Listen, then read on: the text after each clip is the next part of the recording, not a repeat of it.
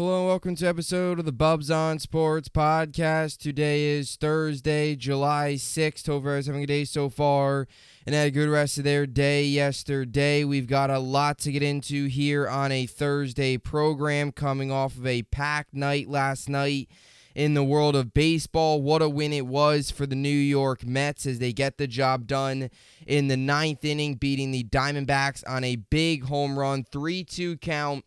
2 outs against Andrew Chafin. Francisco Alvarez takes him deep. Mets get the win 2-1. Then Mark Hanna had a triple which scored Brett Beatty, and the Mets put up 2 big runs in the ninth. They close it down in the bottom of the ninth, and the Mets get another win. And this is now 4 straight wins for the New York Mets. And after a really bad month of June, they are now 4-0. In the month of July, they've won 4 of their last 5 games. They go for the series sweep today. They obviously took care of business against San Francisco over the weekend, winning 2 of 3. They opened up this series against the Diamondbacks. They've already won 2. They go for the series win today. What a stretch of games it's been for the Mets, and they have hit 40 wins. Now, they've hit 40 wins a lot later than many expected. It took them until July 5th to do that. But they hit 40 wins. They're within 6 games now of 500. They are 6.5 back in the wild card.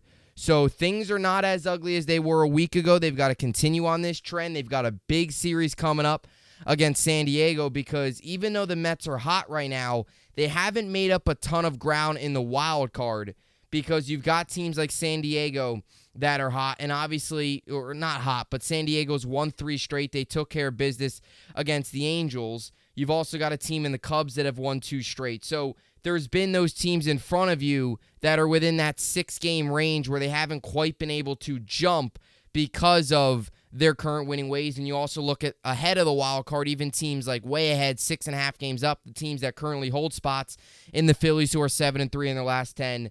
And obviously San Francisco has been struggling, but you even look at these other teams that hold wild card spots, like the Brewers who are 6-4, though they've lost 2 straight. So there are still some teams winning. The Mets are 6.5 back. They've made up some ground because they were at 1.9 back. But a big win last night for the Mets. And you look at that Padres series now, and it's even bigger coming up. Yankees took a tough loss last night against the Orioles. They lose 6-3. It's frustrating because that's a game where I feel like we had to have if we wanted to win this series because I don't trust Severino tonight. I hope I'm wrong. I hope he goes out there and pitches like he did against Texas, but we'll see what we get from Severino tonight. We really will. And I don't want to say his days as a Yankee are numbered, but if he continues to struggle, how many more times can the New York Yankees roll him out there in the rotation and expect a different result? So hopefully we get something good tonight from Severino. Tough loss last night, a rare off night for the bullpen, and the Yankees take a tough 6-3 loss, but they still go for the series win today against the Orioles. Mets will go for the sweep today against the Diamondbacks before heading to San Diego for 3 games, and then the Yankees tomorrow night will welcome Chicago for 3 games after tonight's final game of the 4-game set against Baltimore. So we've got a lot to get into today. We're going to start off with a little bit of football. Yesterday, I did my top 5 quarterbacks in the NFL, my list. Today, I'm going to do my top 5 running backs in the NFL. So we're going to break it down. Again, you can hit me up on Twitter at Bubbs52. Leave your comments in the comment section down below. Do you agree with my list, disagree with my list, all that good stuff. So definitely go and do that. We'll give you my top 5 running backs today. Tomorrow will be top 5 wide receivers and top 5 tight ends. So we'll get into that tomorrow. I also want to get into a little bit of basketball. The NBA has officially, yesterday, Woj dropping a Woj bomb, has officially made an NBA in-season tournament. They've been talking about this really over the past couple seasons, really over the past couple years, I should say, and is finally happening this year. The 2023-2024 NBA season will have an in-season tournament. I'll give you my thoughts. I'm not a huge fan of this. I really am not. I really don't. I'm sure I'll watch it, but I'm not really excited. I really don't. It's not something that really interests me that high of a level, and I'll tell you why here later on in the program. So we'll get into that. We'll get into some of the tournament structure. I know this Saturday they're supposed to announce more in-depth stuff, but we've kind of got the overview of what it should look like, where it's going to take place, and all that good stuff. So we'll get into that here a little later on. We'll also get you ready for Yankees-Orioles the final game of the 4-game set tonight and the Mets go for the series sweep today against Arizona, obviously down in the desert. So we'll get to that all later on in the program. Anyway, we'll start off today with a little bit of NFL, and Zach Rosenblatt today, who does a great job covering the New York Jets, tweeted out, and, we all tweeted out that, we're 2 weeks away from the first Jet practice because obviously the Jets open up camp on July 19th. They report to camp on July 19th, again, a week earlier than the rest of the league does because of the Hall of Fame game on August 3rd. But today is officially 2 weeks out from July 20th, which will be their first official training camp practice. So from a Jet standpoint, we're 2 weeks away from training camp. From a football standpoint, we're right around the corner too from training camp. So over the rest of this week today and then tomorrow and into next week, I'm giving you top 5 position groups at each position. Obviously, as I mentioned, open up the show yesterday, I did my top 5 quarterbacks in the NFL. If you haven't checked that out, definitely go check that out. Really appreciate all the support. Today is my top 5 running backs in the NFL. So I'm going to give you my 5 here. Tomorrow, I'll do top 5 receivers and tight ends. I plan on mixing them together. I don't think I should make 2 different episodes. I think I'm going to do top 5 receivers, top 5 tight ends tomorrow, put them all together, and then next week will be offensive line, defensive line, units. Not going to go each position, just going to go units. I'll do top 5 secondaries in football, then I'll go top 5 linebackers, individual players. But other than that, offensive line, D-line, and secondaries, those will be team-driven lists. So this will be more skill positions. We're doing the skill positions here really to start. Yesterday, quarterbacks. Today, running backs. Obviously, tomorrow, pass catching. Obviously, the receivers and the tight ends. So we'll start today.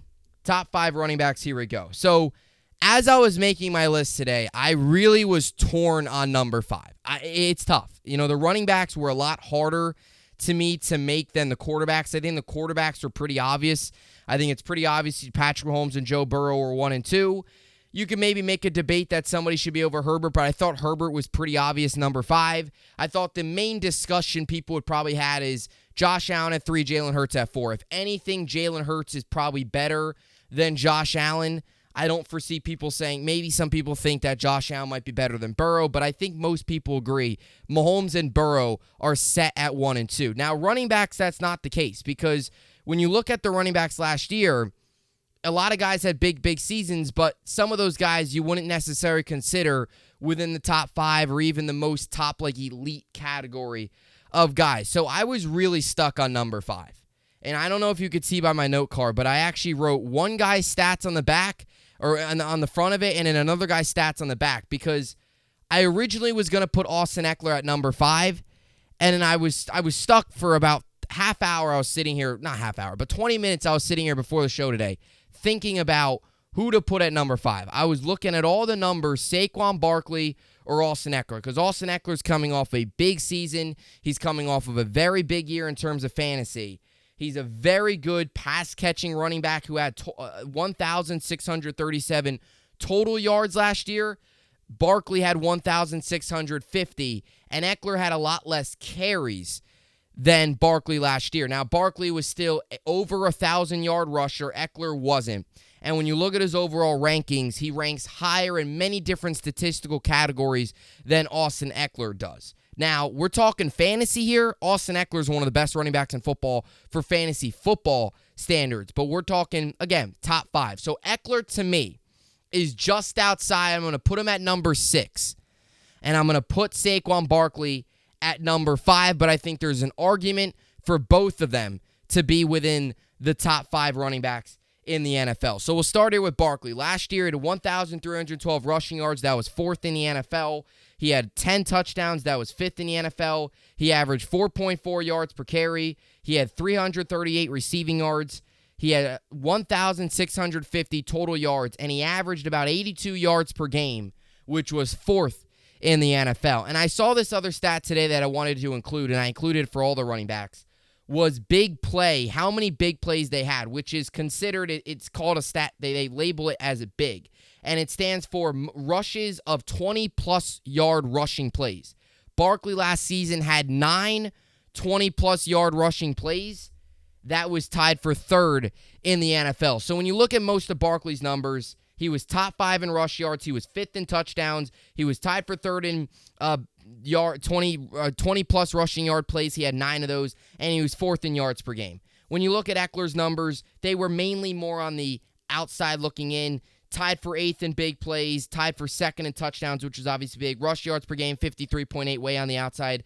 Rush yards as a whole was 18. So he's more of a outside looking in guy, but when you look at his overall numbers, he had 1,637 yards. So I think Barkley's a little bit more complete of a running back in terms of rushing ability and pass catching ability. And remember, Saquon Barkley went into last year with a lot of pressure last season. He had to step up. It was a big year for him. The injuries have been the biggest issue with Saquon Barkley, but we all know when he's healthy and what he was able to do last year proved again, when he's healthy, he's one of the better running backs in football. Now, we obviously got the whole contract situation going on with the Giants that we've talked a little bit about on this show already with the contract and the whole, July 17th deadline. Do they get a deal done by then? We're hearing reports that there's optimism. We'll see if he holds out of camp. Does he end up playing with the Giants this year? How does this all end up playing out? There seems to be optimism for both sides that a deal is going to get done, but it's still kind of a waiting game as to when a deal is going to get done and if a deal is going to get done for the New York Giants and Saquon Barkley. But currently he is number 5. He's complete. 1,312 yards last year. When you look at the numbers, he's top 5 in many statistical categories. You watch him play, he's very explosive. He can do it both pass catching and rushing. And again, there was that stretch last year where they used him a lot early in the season. And you kind of saw that stretch where he started to struggle a little bit and started to get a little bit worn down. I think that was just the fact that he hasn't gotten that workload since a couple years ago. I mean, he had 295 rushes last year, which was right up near the top of the league, or attempts, which was right up near the top of the league. He was 4th in the NFL last year in rushing attempts. For a guy that's had multiple knee injuries, for a guy that's not been able to stay healthy, and for a guy that's played 15 games in the last 2 years going into last season where he played 16 games, I think showed when he's healthy what he can do. So number 5, Saquon Barkley. Number 4, and this might be where many of you say, where maybe you disagree, and that's Josh Jacobs. So I got Josh Jacobs coming in at number 4. And I know when you look at his numbers, he was 1st in the NFL last year in rush yards. He was 1st in yards per game. He was right up there near the top. And I'll read you his full body of work. So he had 1,653 yards last season. That was 1st in the NFL by a landslide. I mean, the next closest was Derrick Henry, who we'll get to here in a second. He had 12 touchdowns, which was tied for 3rd in the NFL, 4.9 yards per carry. He had 7 20-plus yard rushing plays. That was tied for 5th in football last season. 400 receiving yards. He surpassed the 2,053-yard threshold, which is always something that is a big deal for a running back. If you have over 2,000 all-purpose yards in terms of rushing and receiving. He had 2,053. He averaged 97.2 yards per game. That was 1st. He stood alone at 1st in the NFL. He had a huge year last year. He is a very good running back, don't get me wrong. He had a huge year, though. Remember that. He had 340 carries last year. A massive season. By far the most carries he's ever had in the year. The next closest was 273 in 2020. His workload was increased so much last year in both receiving and the rushing game for the Raiders, despite the addition of Devontae Adams and the pieces they had in the receiving core where you thought those guys might take away opportunities from Josh Jacobs, but that clearly wasn't the case. Josh Jacobs had a massive year last year. What's holding me back from putting him higher on this list is I need to see it a little bit more consistently from Josh Jacobs. He's 25 years old. He was only in his 4th year last year. I truly believe this time next year we're having this conversation. There's a good chance I might have him at number 2 because I think he's starting to maybe seriously hit the prime of his career. But when you look at his overall numbers in his career, 1,150 yards in 2019, 1,065 yards in 2020, 872 yards in 2021. Very good numbers, not quite top 5, not quite 1,300, 1,400, 1,500 yards, where last year he had that big explosion season. And I need to see, personally, in my opinion, this is just me. If I want, in order to put him number 2 on my list, maybe even number 1, I need to see him go out there. And again, I'm not saying he go out there and go for 1,600 yards again, but can he go out there and deliver a 1,300-yard season next year? Can he go out there, run over 300-plus times again, and put together another big numbers? Not have one of those 872-yard seasons like he had a year before. I just need to see a little bit more of those explosion-type seasons that put him high on his list. No doubt he's top 5. But what's taking away from him being number 2, number 1, is let's see these 1,300-yard seasons consistently. Before this, his career high was 1,100 yards. Very good. But that's top 7, top 8, top, number 6, number 7. Not quite within that. That's borderline top 5. Again, Barkley rushed for 1,300 yards. I have him as top 5. Josh Jacobs, in order for him to, I think, jump a little bit ahead on my list, let's see it consistently in terms. And again, 3 of his 4 years, he's had over 1,000 yards, which is an excellent achievement. And I think he's been a top 5, top 7 rusher throughout his career. But to be number 2, to be right up there near number 1, let's see for an encore, 1,500, 1,400 yards. Can he put this together for the next 2-3 seasons? But Josh Jacobs, number 4, coming off a massive, massive career season in which he put together 1,600 yards, which was first in the NFL by a lot. Number 3, and again, this is where it was tough. And again, this whole list was tough. Because I think quarterbacks were easy again. Running backs, I've started to create my list of receivers, not running backs, rather receivers. Receivers, I think it's iffy. It's kind of 50-50. I think number 1 is probably pretty obvious who's the best receiver in football. But other than that, there's definitely debates. But either way, number 3, I have Derrick Henry. Now, as I talked about yesterday, it's funny because the number 3 with Josh Allen, I will say this.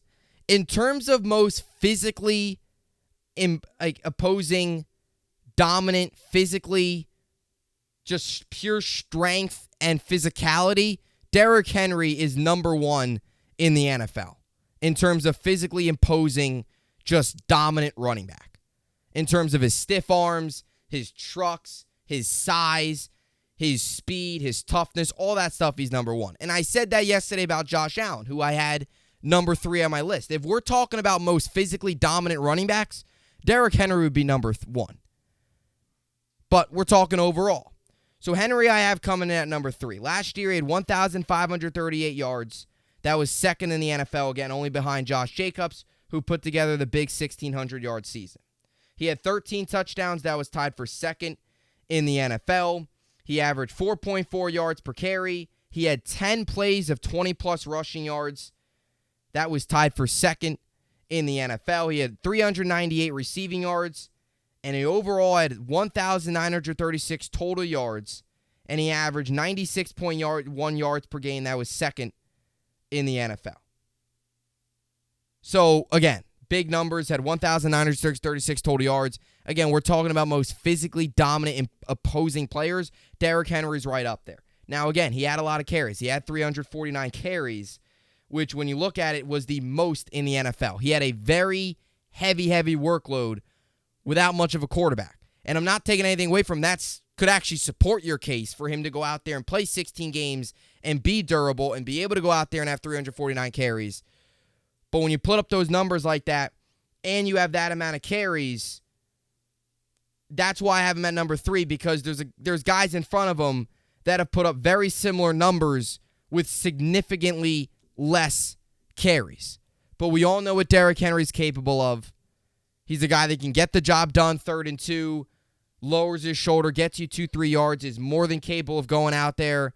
Again, had tied for second in the NFL in big plays, which is 20-plus yards or more. He had 10 of those. That was tied for second, as I mentioned. 1,500 yards, another big season for Derrick Henry. I mean, what he brings to the table week in and week out in terms of just his physically dominance. I mean, he had 2,000 yards in 2020. I mean, he was the best running back in football. He followed it up with an injury-riddled 8-game campaign in 2021, but came back last year and had 1,500 yards, which was the 3rd most in his career. Dating back to 2016, he's at 8,335 yards. This is a guy that's just dominant. And again, physicality, he's number 1. So I'm going to go Henry number 3, though, in terms of overall. Can also get the job done in a receiving game, which this year was a career year for him in the receiving game. Before this season, his career high in receiving yards was 206, which he did in 2019. So having 398 receiving yards this year was a big deal for him. Not a guy that he's solid in a receiving game, but this year almost surpassing 400 receiving yards was a big deal for him considering his previous career high was 206. So he definitely increased in terms of production there. Now, number 2, I'm putting Nick Chubb in front of Derrick Henry at number 2. He had 1,525 rush yards. That was 3rd in the NFL. 12 touchdowns. That was 3rd in the NFL. Tied for 3rd in the NFL. 5.1 was his yards per carry. 20-plus rushing yards. So he had 13 of those last year. That was 1st in the NFL. 239 receiving yards. He had 1,764 total yards last year. And he averaged 89.7 yards per game, which was 3rd in the football. And when you look at Derrick Henry's numbers and you say, oh, second, and you look at Chubb's and it says 3rd, tied for 3rd, you're thinking, yeah, well, Henry should be number 2, Chubb should be 3. I think the difference between Henry and Chubb is Chubb was so close to what Henry's numbers were last year. Chubb last season, I know he played one more game than Henry and Derrick Henry actually played one less game.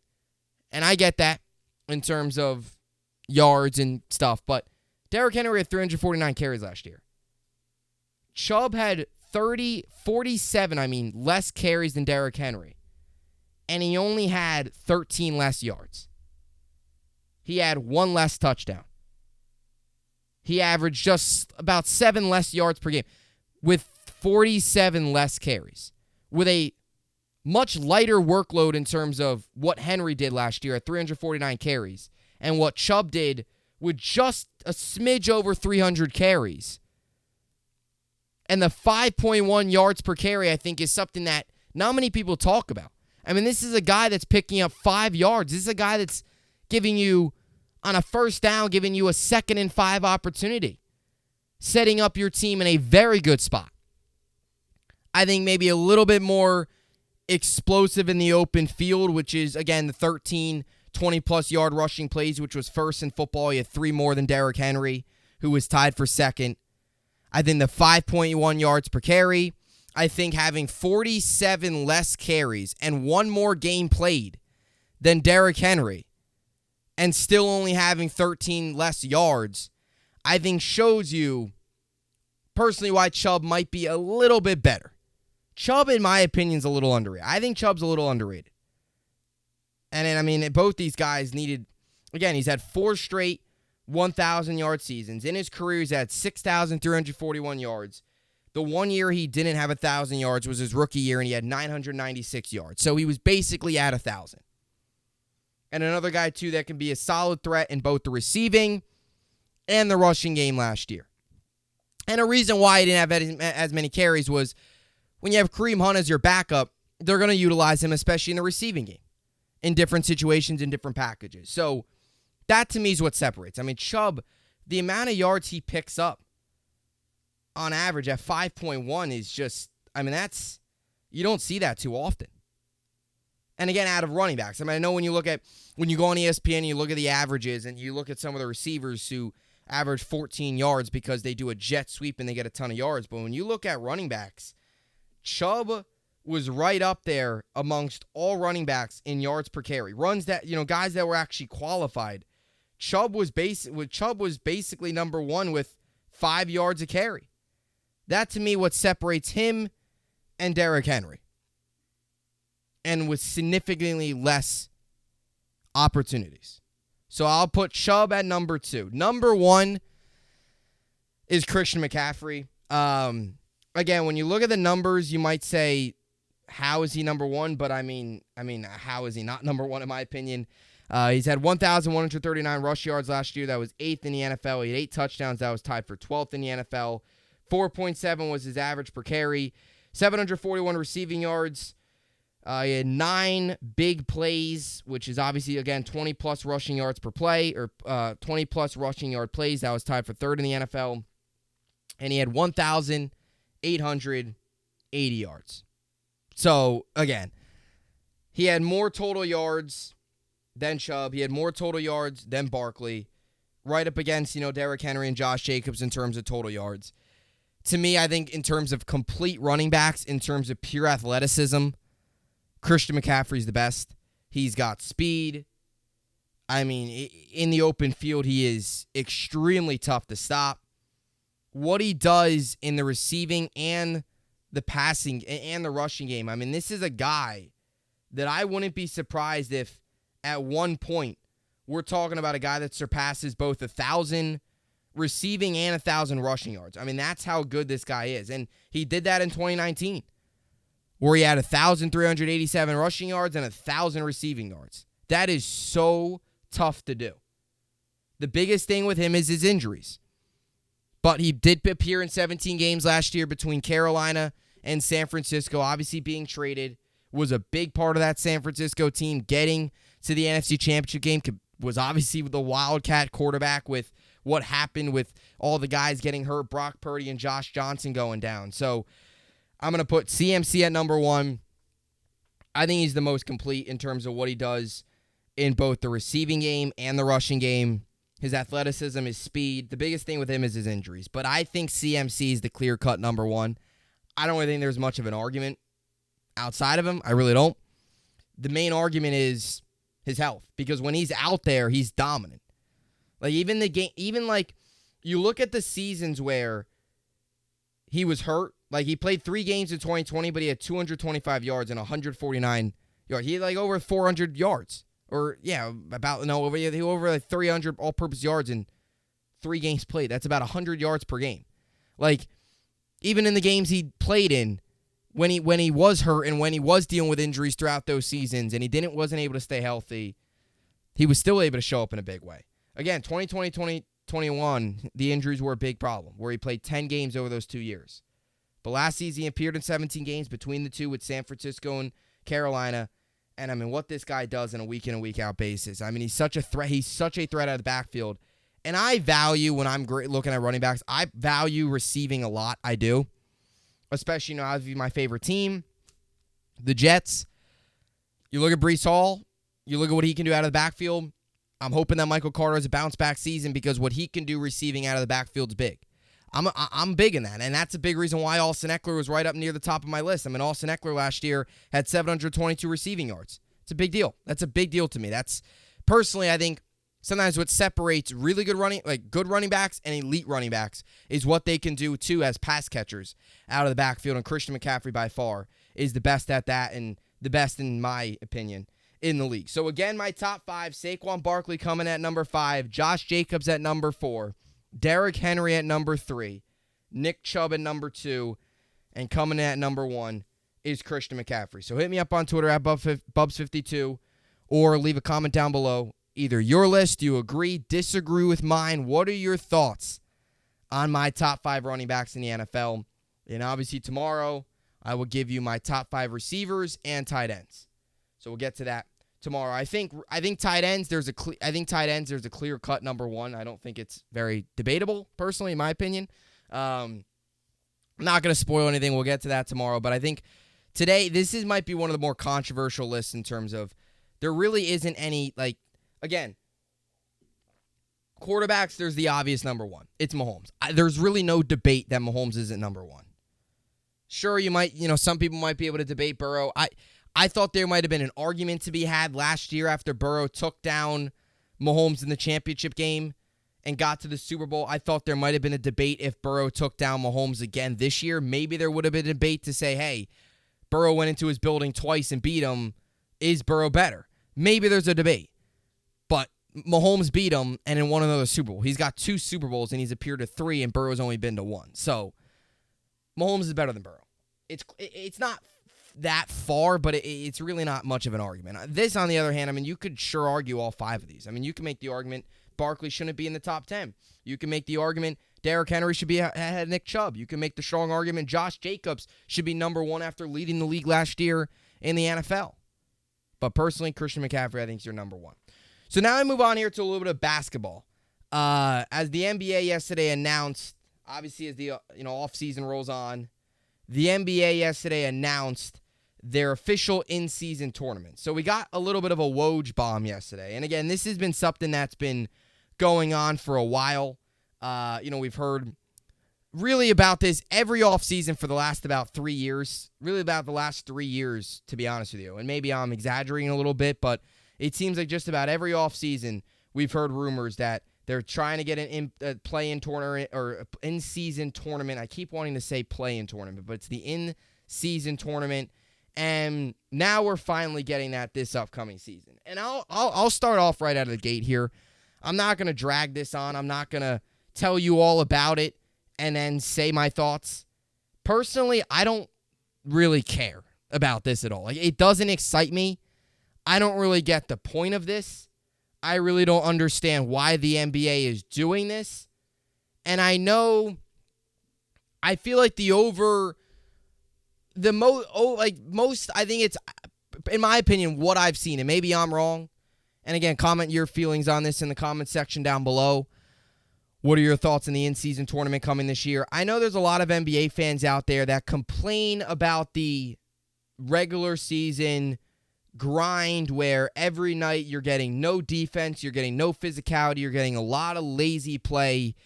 And the in-season tournament, many people feel, is going to bring more excitement, is going to bring a little bit more urgency, energy to that stretch of that week or two whenever this is going on, in terms of guys going out, playing harder, playing for something, tournament, getting an opportunity at some money, and all that stuff.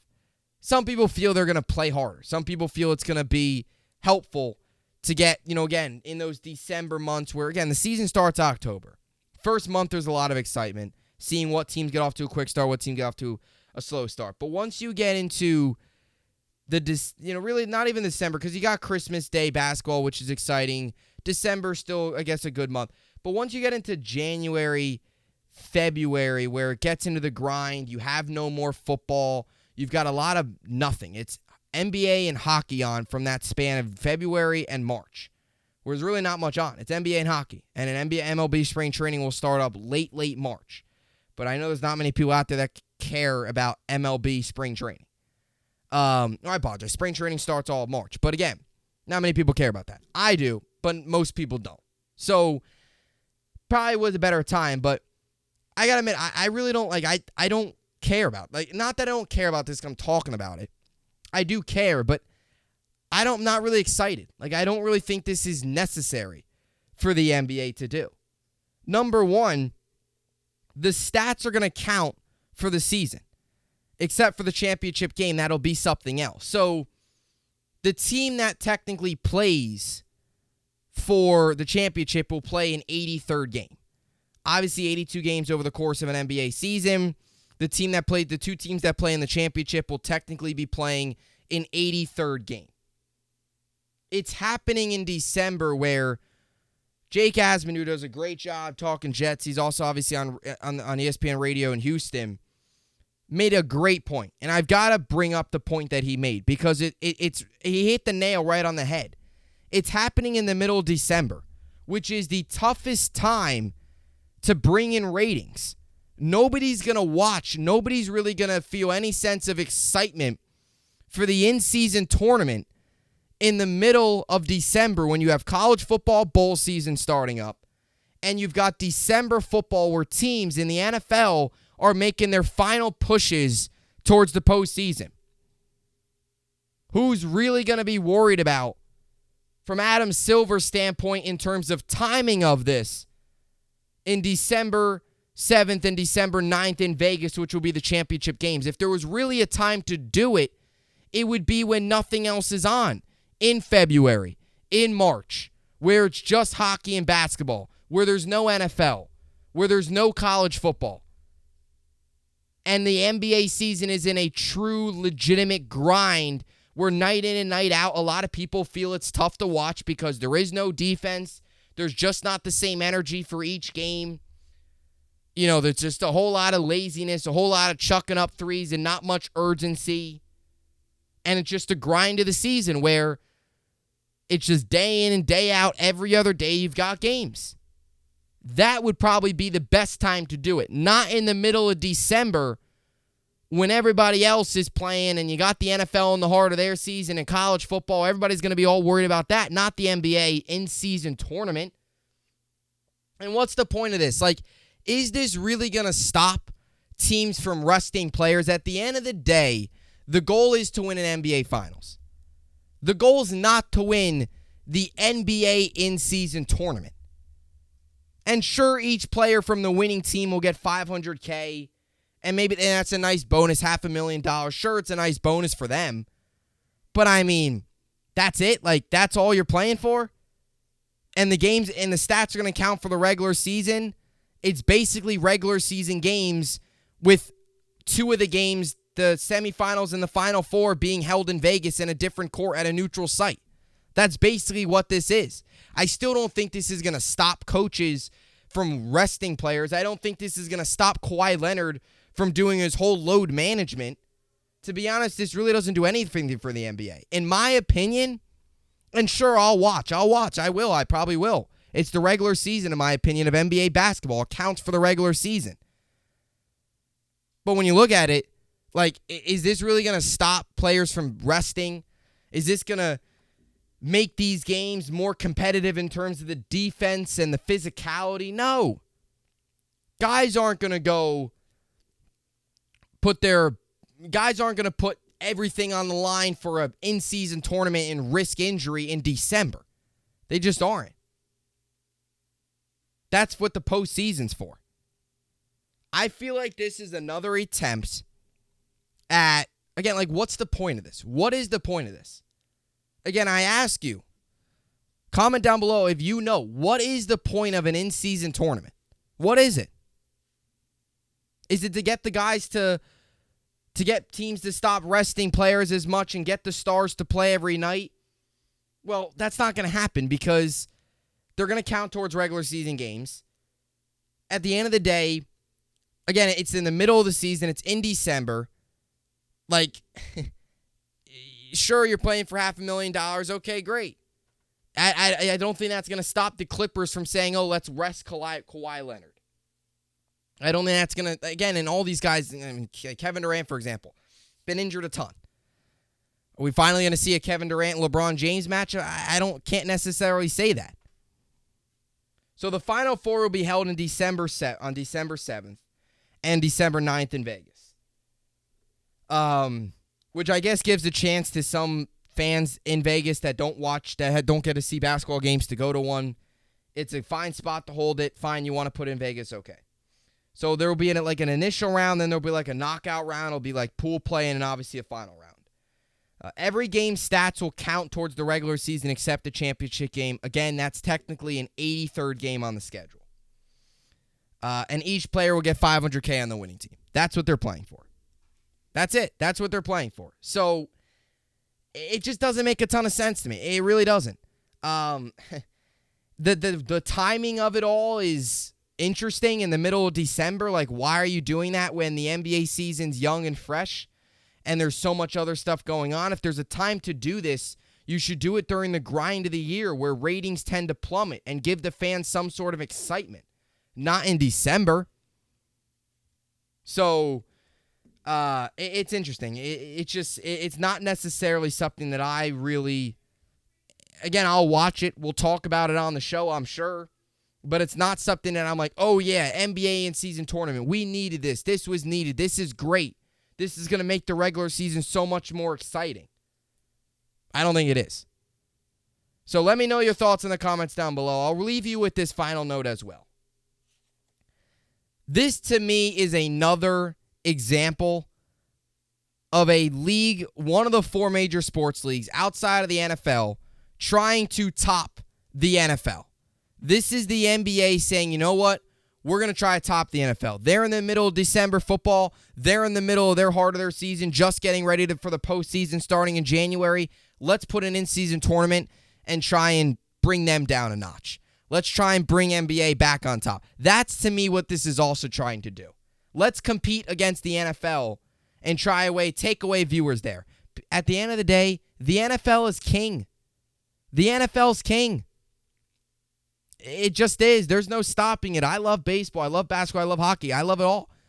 I talk about it all here on the show, but at the end of the day, NFL is king. There's no stopping it. And putting this in the middle of the season, or putting this in the middle of the NFL season and college football for that matter as well, isn't going to help. It's only going to hurt you. And maybe this is the NBA trying to say, hey, let's try and knock the NFL down a notch. Let's put our in-season tournament right in the heart of their season.